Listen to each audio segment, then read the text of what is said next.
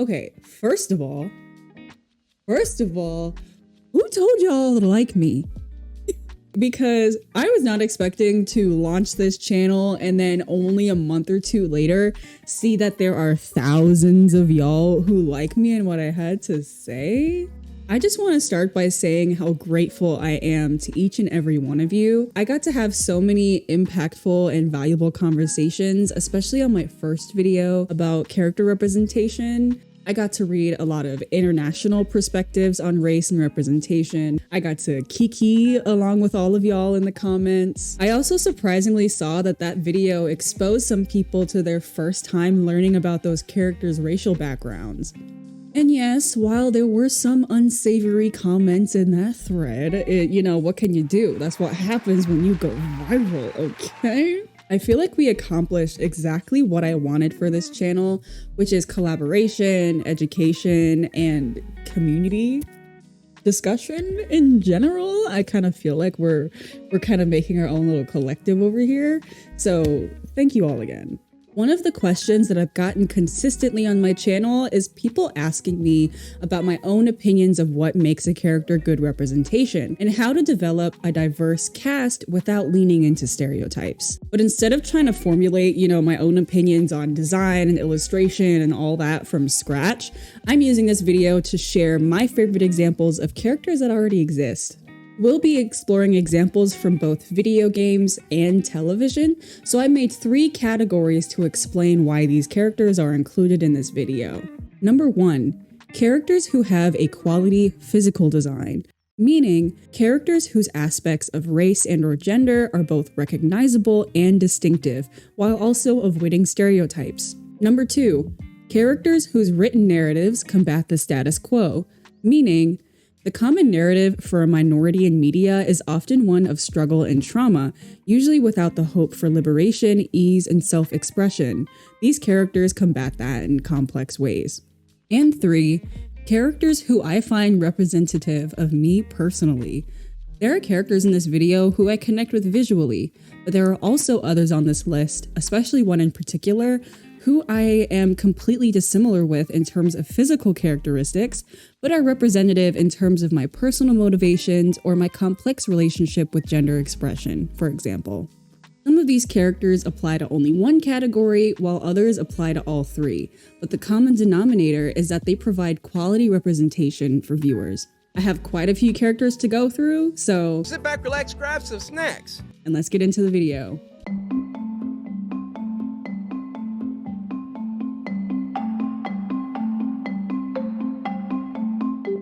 Do y'all see how juicy my hair looks tonight? And how cute this makeup is tonight? You can't really see the colors too much, but it's colorful. We're starting off with a character from a video game that I might claim is my favorite of all time. Spiritfarer is a cozy narrative and life simulation game starring Stella and her cat Daffodil. This duo has been fated with the task of ferrying a collective of spirits, questing to help them receive closure over their lives before passing on to the afterlife. Spiritfarer was developed in 2018 by the Canadian studio Thunder Lotus Games, who you may already know for previous games like Sundered. This game is cute, it's comforting, it's fun, while simultaneously also touching on highly emotional and mature topics. Do not let the pastel color palette fool you. This game is not exactly for kids. Quickly, I just want to show y'all the opening menu screen for this game, and I highly recommend you put on headphones for it. It is gorgeous.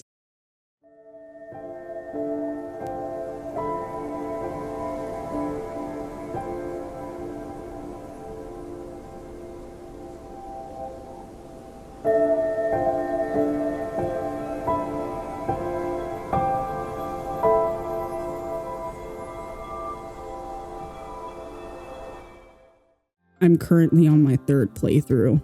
Back when I first played Spiritfarer a few years ago, I knew nothing about the game outside of the page's description. And I was immediately won over by the imagery, the visuals, the music, and surprisingly, Stella's physical design.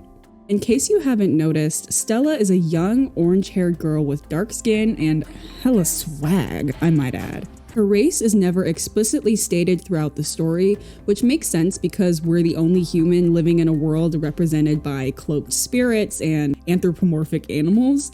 But I love her design because this is a rare case where racial ambiguity works in favor of people with darker skin. One of the common comments I got on my first video was people talking about how racial ambiguity represents its own demographic of viewers and how it allows more people to be able to relate to a show's characters. And I agree with that.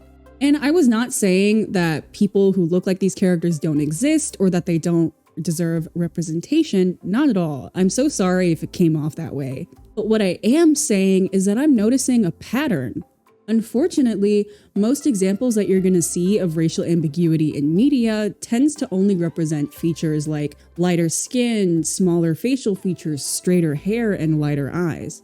Luckily, especially within the past 5 years, the genre of cozy games and life sims has been a generally inclusive space because of options like character customization. However, Spiritfarer stunned me because of how rarely a dark-skinned girl is the default for games like this. And most importantly, she stays this way throughout the whole game. You can change her hat color and outfits, and even the color of Daffodil's fur, but not her skin or hair. And it just enriches me to play this game on early mornings or late nights and being able to immediately relate to the character before the narrative even comes in. The gameplay is simple, yet keeps you busy. The story of this game is so heartfelt and guides you to connect the dots of its true meaning, and there is charm sprinkled in every corner. God, can you tell that I love this game? If you want to learn more about the makings of Spiritfarer, the YouTube channel The Escapist released a short documentary on their channel about the makings of the game. I'm disappointed that the video doesn't touch on the music composition of the game, which I think is one of the vital points that makes the game so enticing, but the comments alone will tell you just how impactful of a game Spiritfarer is.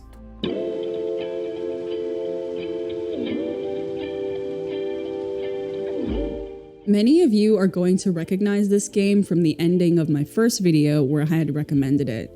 Season A Letter to the Future follows Estelle, a young black woman who leaves home for the first time to document artifacts and the lives of different people before the arrival of a mysterious impending disaster. I was wowed by the premise of the game when the first trailer dropped in December of 2020, and after waiting many years, Scavenger Studios finally released the full version of the game in January 2023. Again, I was immediately drawn in by the music and the visuals, but this was the very first time I looked at a video game character and said, hey, that's me! A young black woman with short hair, glasses, a sketchbook, and a bike who loves to tell stories?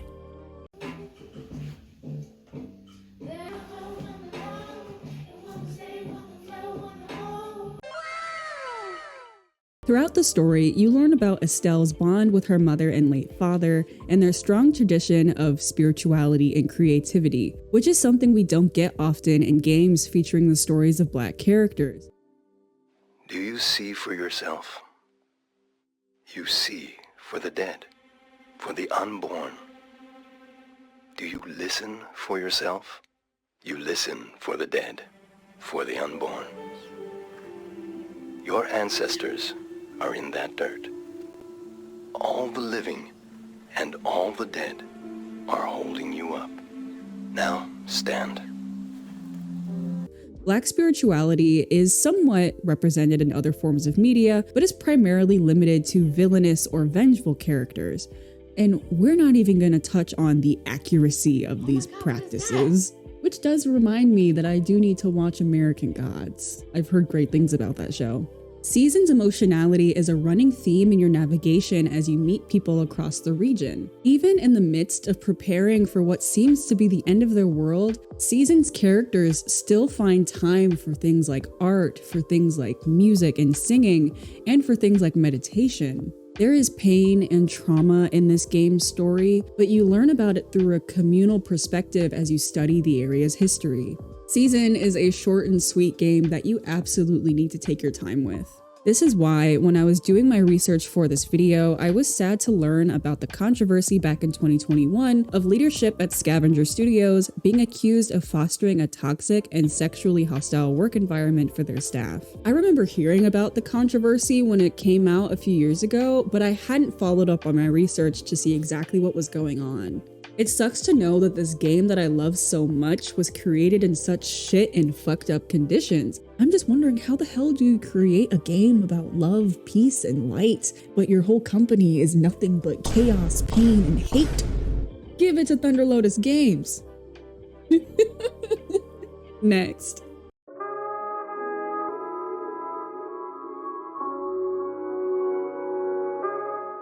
I've been a Castlevania fan for a couple years now and had instantly loved and fell in love with the intensity of the series. After a few starts and stops of the show, because you gotta admit it's a little bit hard and a drag to get through sometimes, I was finally able to watch Castlevania's epilogue series Nocturne about 2 months ago, and baby, the representation? I remember when the show was first airing last fall in September and saw this promo of Olrox, who is said to be one of the big bads of the series. And first of all, do you see the drip? Yes, charmed to meet you. Olrox originates from the 15th century Aztec Empire in northern Mexico, when he had survived the annihilation of his people by the Spanish conquistadors. We are introduced to him in Nocturne's first episode as he faces off with Richter Belmont's mother, Julia. Subsequent to brutally ending her life, Olrox admits that he empathizes with Richter's pain and loss because his mother took the life of someone he had loved as well.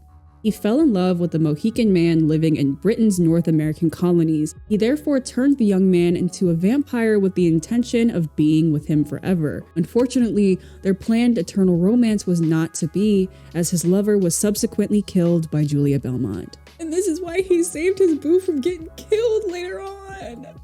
Gay rights! Yeah, gay rights! I'm gay. I included Olrox as an example not only because of his physical representation, but the handling of his narrative as well.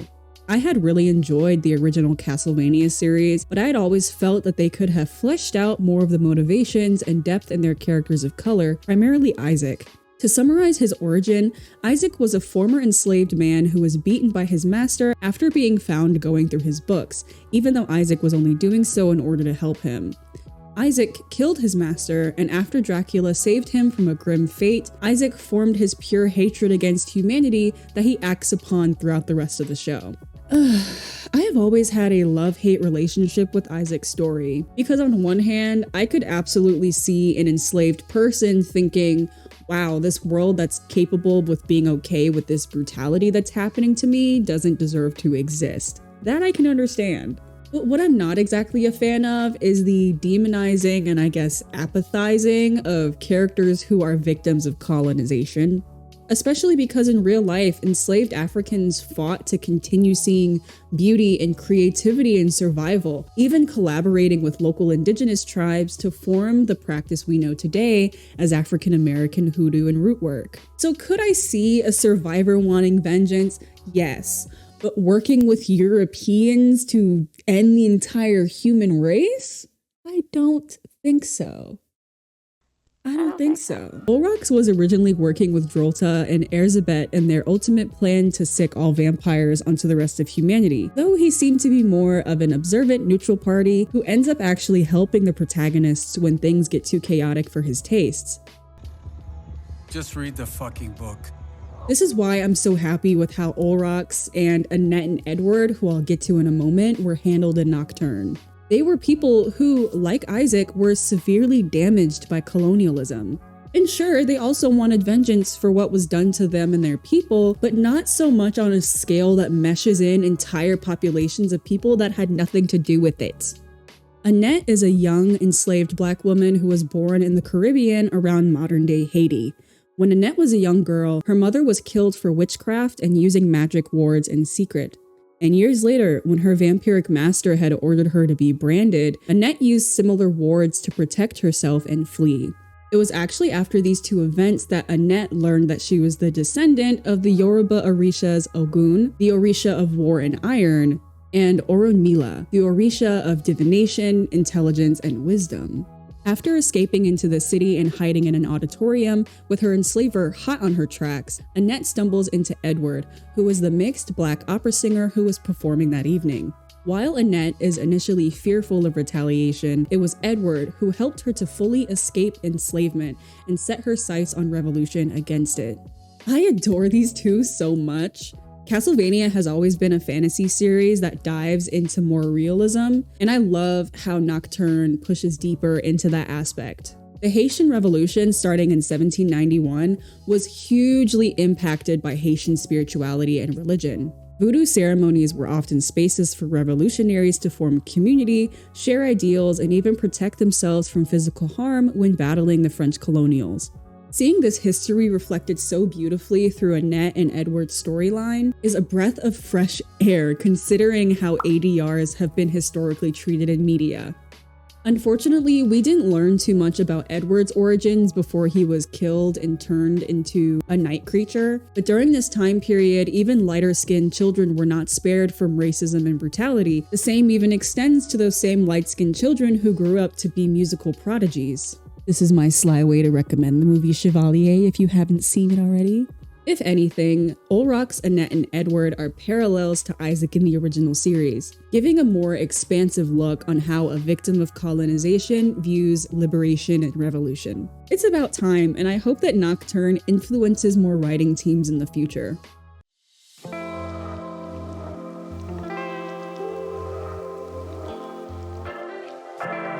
Quick disclaimer, this section touches on topics of gender dysphoria, abuse, and sexual assault. I'm getting into some pretty heavy personal experiences, so feel free to move ahead to the next chapter if needed.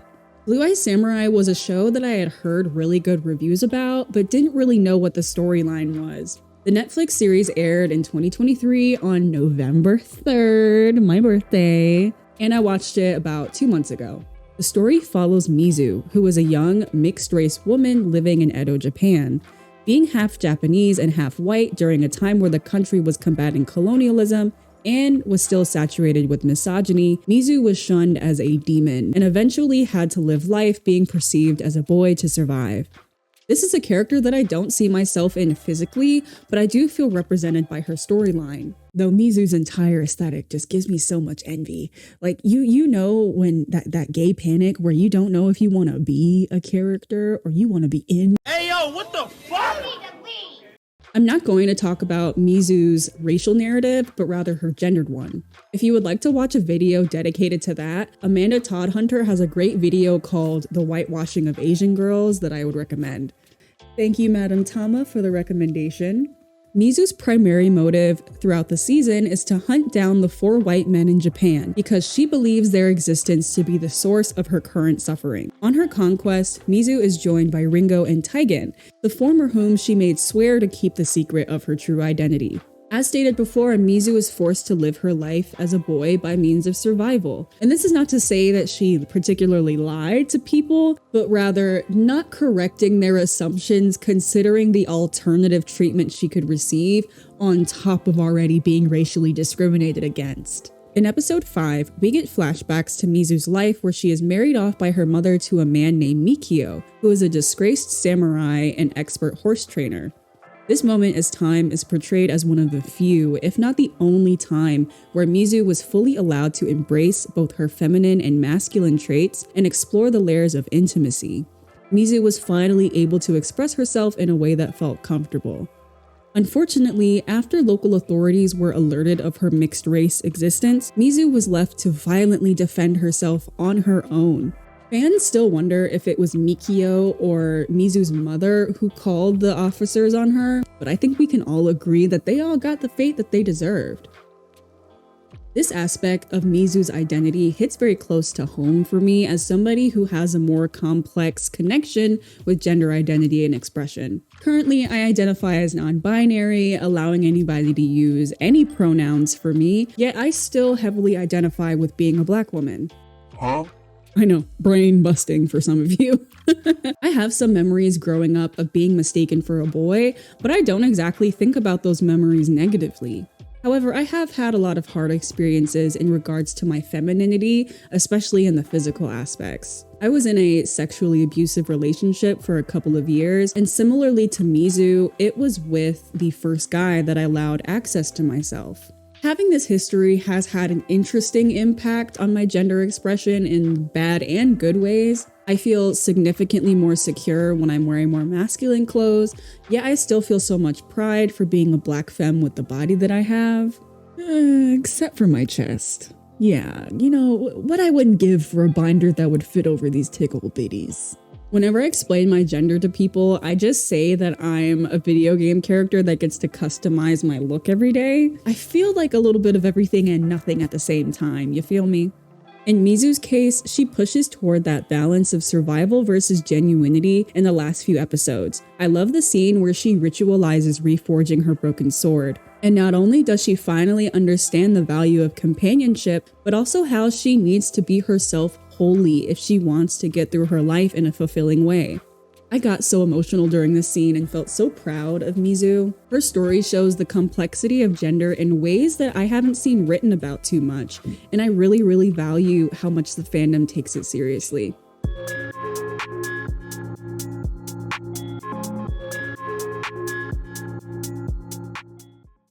Hello viewer, yes you. I want you to close your eyes. I want you to picture a knight during the medieval times. Picture him strong, broad-shouldered, and proud. He has a noble quest he wants you to join him on, and as you venture together, you learn that not only does he have a strong and willful side, but also one of tenderness, purity, and love. Imagine the most sweetest knight who would rather die than let you be harmed. Now, slowly, I'd like you to open your eyes. Is this the nigga we pictured? Blasted my mic just now. If you somehow haven't heard about the popular 2023 game Baldur's Gate 3 until this video, I highly recommend that you go play it. The premise of Baldur's Gate 3 is to build a band of companions who aid you in the quest to defeat the Absolute, a giant mother brain intent on taking over the world. Along the way, you uncover conspiracies, gain unexpected allies, and even have the option of romancing a character of your choosing. Among the companions that you can recruit in Act 1, we have Will Ravengard, a human warlock and valiant hero who is a member of the Blade of Frontiers. Unfortunately, he is bound in a pact to the devil Mizora. However, he has not let this contract stop him from protecting the people and the city that he cares about. Will is the son of Grand Duke Ulder Ravengard, who he originally has a rocky relationship with because of his past choices. You see, the reason why Will is bound to Mizora in the first place is because when he was 17 and patrolling the outskirts of Baldur's Gate, he encountered a group of evil cultists. Eager to stop them, but young and powerless against many armed cultists, Will's desperation attracted Mizora, who offered him a solution, her powers in exchange for his eternal servitude. Will didn't hesitate, and together they made quick work of the cult. However, young Ravengard would soon realize the cost of dealing with devils, as one of the many clauses of the pact prevented him from disclosing what happened that night. When Will's dad found out about his devil pact, and with Will being physically unable to tell him the truth, he was banished from the city until their ultimate reunion in Act 3. Will is probably the most kind-hearted and considerate person you're going to meet in this game, which I particularly love considering his physical design. Will is a dark-skinned black man with cornrows? Lock rows? I can't tell what they look like, but you know, a black-ass hairstyle. And sadly, these physical characteristics have been routinely portrayed as negative within various forms of media. Dark-skinned black men with particularly unambiguous hairstyles like locks or braids have been the victim of a double-edged sword in the media. On one hand, they are perceived as brutish and violent. On the other end, they have been fetishized and sexualized, particularly by white women looking for a one-time good time. These biases against black people in general in the US, and specifically dark-skinned black men, still breeds negativity in our system to this day, particularly when considering police brutality and violence. Will could have been left as this rugged, heart-scorned brute stuck on vengeance with no thoughts. Similar to Minsk, but without the charm. But no, Will is charming. He is sweet. He is heroic. He is great with kids. He is peak golden retriever that would rather dive into the pits of hell than let you get hurt. In the beginning of my playthrough, I wasn't too attached to Will, but by the end of it, he was one of my favorites. I had considered him a best friend and confidant. I will say that Will's storyline and character motivations could have been fleshed out a bit more. He does have that kind of textbook outcast hero fighting for his honor back trope, but he's still one of my favorites. I haven't started a new playthrough of Baldur's Gate since I first beat the game, but I'm hoping now with the new patches, Will has more of genuine interactions. One critique that I was absolutely not a fan of was a mod that turned Will into a white man. I don't even want to call it a critique, it's just flat out racism. The Nexus mod has since been removed, but the people who defended it are trying to claim the freedom to play a game how you want. Sure, yeah, whatever. But what makes you feel good about erasing the only black lead in the entire game? Will's skin color is never a narrative point in the game, nor does it have to be. But the context of his physical design is important when considering the historical representation I mentioned earlier.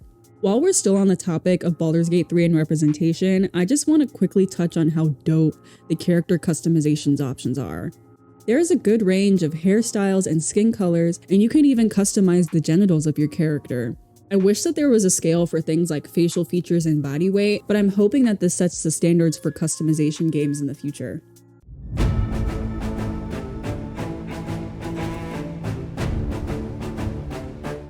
I'm including this game just because I'm currently replaying it, and I just love Hades so much because its character design is just so diverse, and everybody is just so freaking hot! Even the damn rock! Even the rock! It's so good. Honorable mention, I just wanted to say that. That's all.